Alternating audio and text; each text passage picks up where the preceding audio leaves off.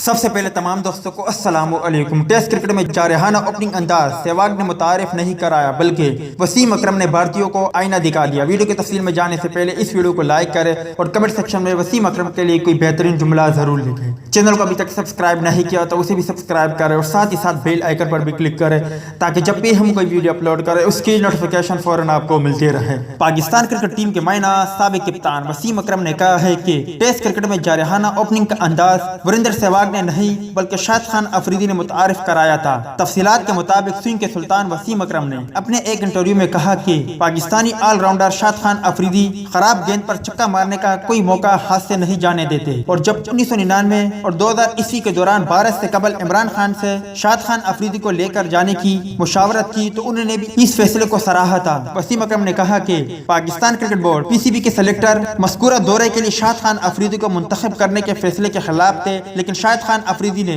Chennai test میں شاندار century score کرتے ہوئے پاکستان کو فتح دلائی تھی۔ سہواگ اور ڈیوڈ وارنر نے ان کے بعد جارحانہ اوپننگ کا انداز اپنایا جبکہ اس کا آغاز اور بنیاد شاہد خان افریدی نے رکھی۔ تو دوست یہ تھی شاہد خان افریدی، وریندر سہواگ اور وسیم اکرم کے حوالے سے کچھ اپڈیٹ۔ امید کرتا ہوں آپ کو پسند آئی ہوگی۔ اس اپڈیٹ کے متعلق اپنی رائے کا اظہار کمنٹس باکس میں ضرور دیں۔